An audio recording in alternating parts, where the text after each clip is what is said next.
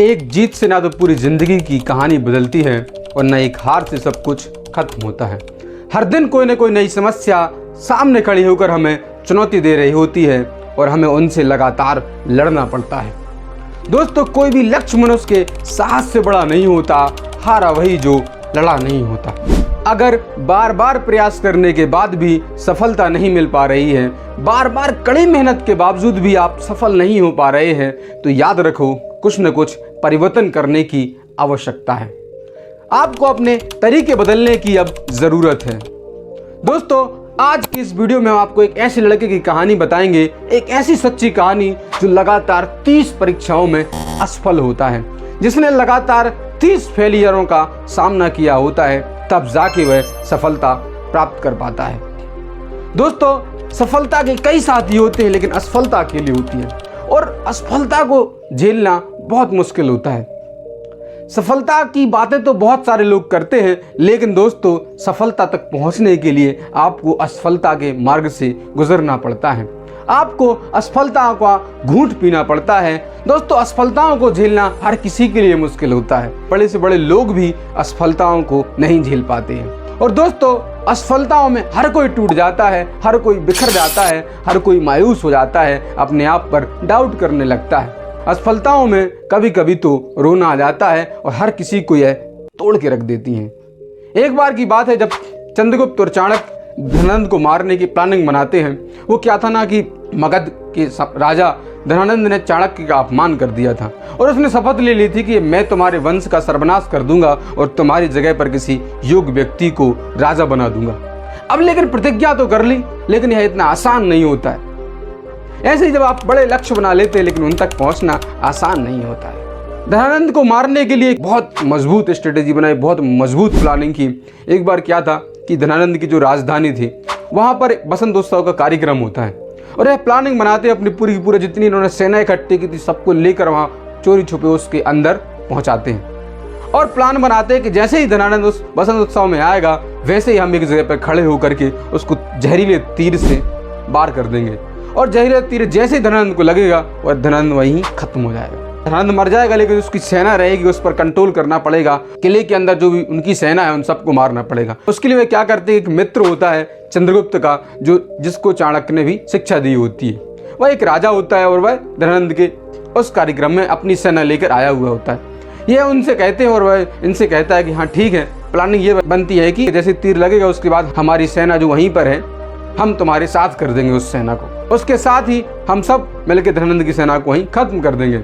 लेकिन इसी बीच क्या होता है, चाणक्य का शिष्य एक ही चाणक्य को धोखा दे देता है, वह धनानंद को सारी की सारी सूचना बता देता है। ये लोग सोचते हैं कि सब कुछ प्लानिंग के अनुसार हुआ, लेकिन धनानंद को सब कुछ पहले पता चल चुका होता है। अब जैसे ही धनानंद वहां पे आता है, धनानंद अपने बहरूपिये को वहां पे भेज देता है और वहां पे जाके ये लोग तीर मारते हैं और वह बच जाता है। बहरूपिया भी बच जाता है। जैसे ही वह तीर मारता है, उसको पकड़ने की कोशिश करता है और जैसे ही उनके सारे के सारे साथी उनको बचाने की कोशिश करते हैं, धनानंद की सेना पूरी चाणक्य की जितनी भी सेना होती है जो अंदर छुपी हुई होती है, सबको मार देते हैं। कैसे भी करके चंद्रगुप्त चाणक्य को वहां से ले जाता है, लेकिन इस बात से चाणक्य बहुत दुखी होती है। बताओ, इतनी सारी सेना मर गई, इतनी सालों की मेहनत खत्म हो गई, ऐसे करके कैसे कैसे कि हमने सेना को इकट्ठा किया था, कैसे इतने सारे धन को संग्रह किया था, कितने सारा हमारा पैसा खर्च हो गया इसमें। बहुत टूट जाते हैं चाणक्य और 15 दिन तक लगातार कुछ खाते नहीं है, कुछ पीते नहीं, किसी से कुछ बोलते नहीं है। चंद्रगुप्त चाणक्य को फिर से सारी चीजें करने के लिए प्रोत्साहित करते हैं और बोलते हैं कि असफलता घेरे तुझे, मार्ग हो अवरुद्ध, पास ना हो धन तेरे और कार्य हो अपार, तो हार मत कर प्रयास, हार मत कर प्रयास। और फिर जाके चाणक्य धनानंद को मारते हैं और चंद्रगुप्त मौर्य को राजा बना देते हैं। तो ऐसे ही हर व्यक्ति को असफलताएं तोड़ के रख देती हैं। चाणक्य जैसे जब व्यक्ति को असफलताओं ने इस हद तक पहुंचा दिया, तो हम और आपकी कहना ही क्या। लेकिन दोस्तों, हमें इन असफलताओं से लगातार सबक लेते हुए आगे बढ़ना पड़ता है। वह कहते हैं कि असफलता एक चुनौती है, उसे स्वीकार करो, क्या कमी रह गई देखो और सुधार करो, कुछ किए बिना ही जय जयकार नहीं होती, कोशिश करने वालों की कभी हार नहीं होती। दोस्तों, यह कहानी आदित्य की है। हम वापस इसी कहानी पे लौट आते हैं कि कैसे आदित्य ने सफलता के मुकाम को हासिल किया। आदित्य का जन्म राजस्थान के हनुमानगढ़ जिले के छोटे से गांव अजीतपुरा में हुआ था। वहीं पर इनके माता पिता रहते थे, वह टीचर थे।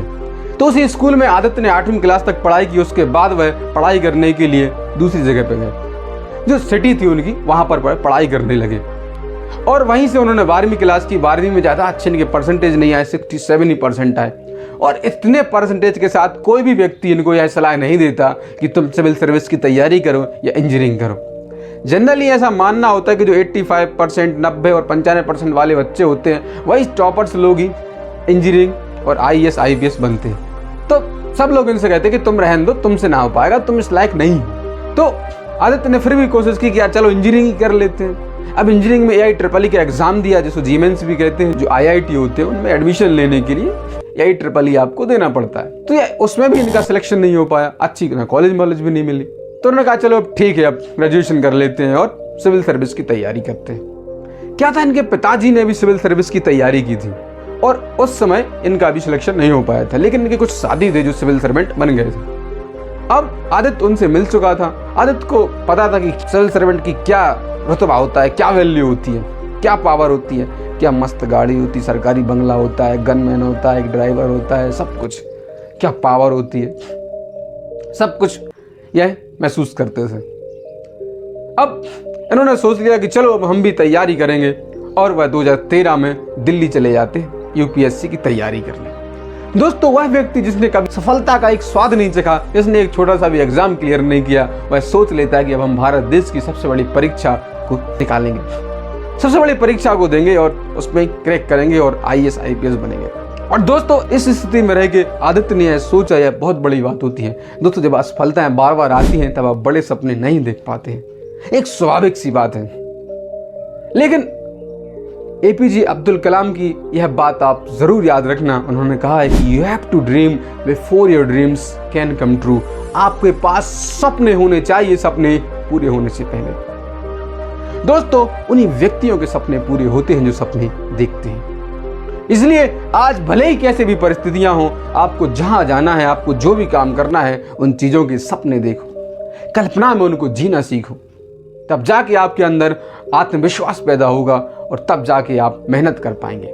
आदित्य ने जब पहली बार 2014 में UPSC दिया तो वह प्रीलिम्स भी क्लियर नहीं कर पाए, लेकिन आदित्य ने उसके बाद फिर से प्रयास किया और बहुत मेहनत की, पढ़ाई में बहुत इंप्रूव किया अपने आप को, सिलेबस को अच्छे से कंप्लीट किया और वह अगली बार उन्होंने प्रीलिम्स निकाला, मेंस क्लियर किया और इंटरव्यू तक पहुंच गए। लेकिन दोस्तों, इंटरव्यू में नहीं हो पाया। अब 2016 में फिर से दिया। अब इस बार थोड़ा सा ओवर कॉन्फिडेंस हो गया, हल्के में ले लिया UPSC को। और दोस्तों, UPSC अच्छे अच्छों के ना पसीने निकलवा देती है। UPSC वो परीक्षा है, आप उसको कभी हल्के में नहीं ले सकते। आपको रेगुलर हर साल अपनी स्ट्रेटजी को चेंज करना पड़ता है, आपको उस पेपर के अनुसार अपने आप को तैयार करना पड़ता है। अब उनका हो नहीं पाया तो उन्होंने कहा कि चलो ठीक है, इस बार भी नहीं हो पाया। अब उन्होंने कहा अब तो आखिरी अटेम्प्ट है 2017।